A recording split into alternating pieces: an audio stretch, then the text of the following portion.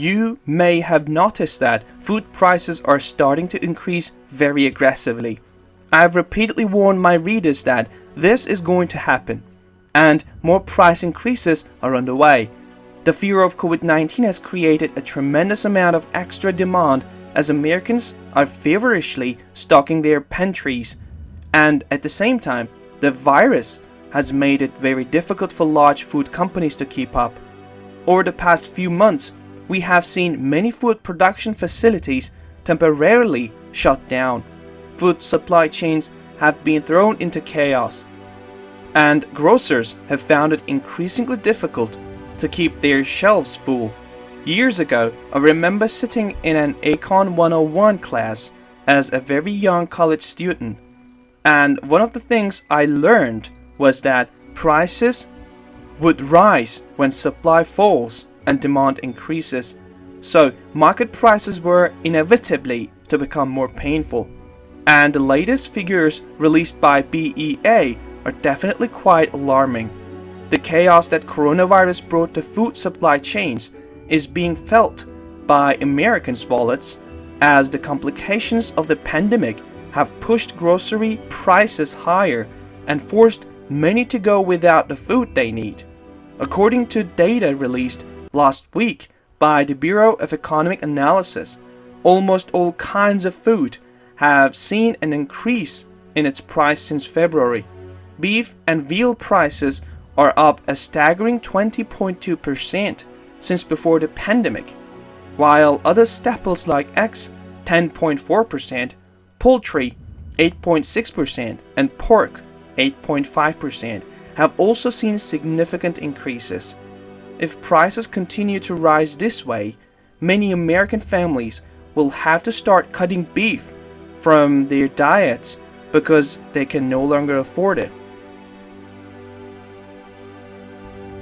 And of course, these price increases come at a really bad time because we are in the middle of a historical economic crisis.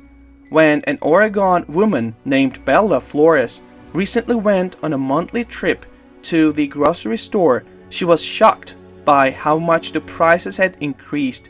Medford resident Bella Flores says she felt the shock when she recently went to the store to buy her monthly products. Went on $50 later, $69. Oh shit, man, it said.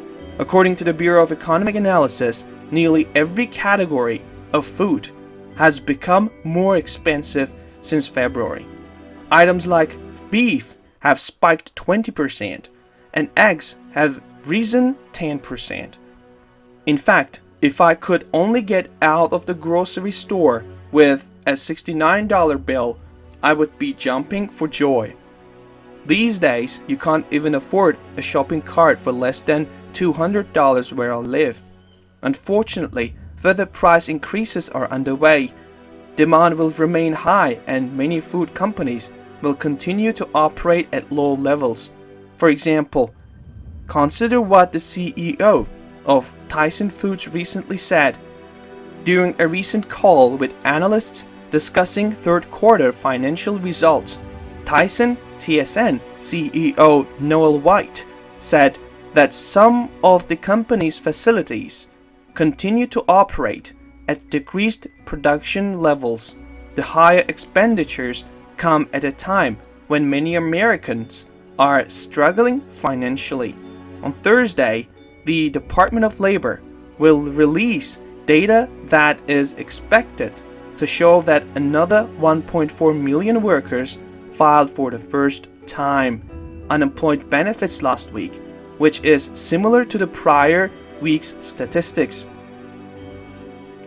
Meanwhile, unemployed Americans are losing a financial lifeline as the government's weekly $600 boost to regular jobless benefits ran out on July 31st.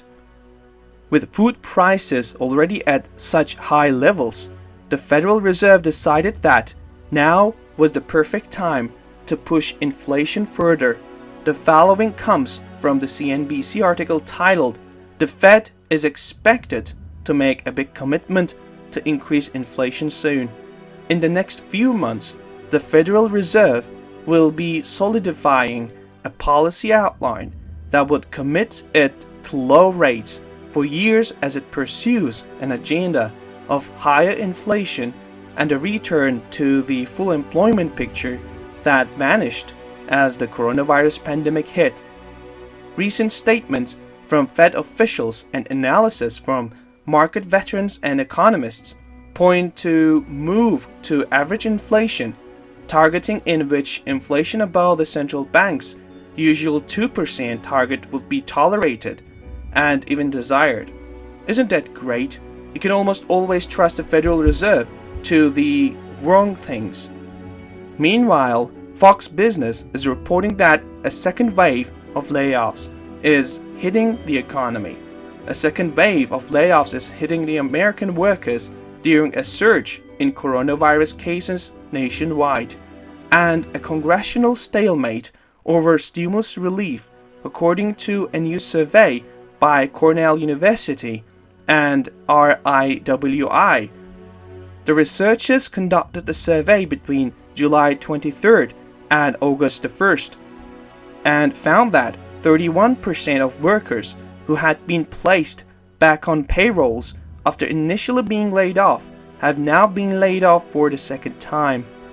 Additionally, 26% of rehired workers say they have been told that they may be laid off again. These numbers are absolutely amazing. At first, we already knew that the millions lost jobs would never come back. And now we learn that the millions of jobs that were truly reclaimed were lost again. What this means then is that at the same time as food prices are skyrocketing, countless Americans find themselves unemployed and no longer have paychecks. What a nightmare. And this can help explain why the US Bureau of Population realized that so many Americans are not eating right now. This week, the US Census Bureau published results of a survey in which nearly 30 million out of 249 million respondents said they did not have enough to eat at some point in the week before July 21st. It was the highest number of people reporting insufficient food since the census started tracking that information in early May. In the first half of this year, we witnessed streaks of food banks that are 2 miles long, and we will see similar scenes for the rest of 2020. But the good news is that the US is still doing better than the rest of the world. As I detailed earlier, armies of giant grasshoppers are destroying crops in Africa, the Middle East, and Asia, and now they reportedly decide to invade Russia. Locust swarms have invaded Russia's southern regions, causing colossal damage to the local agriculture.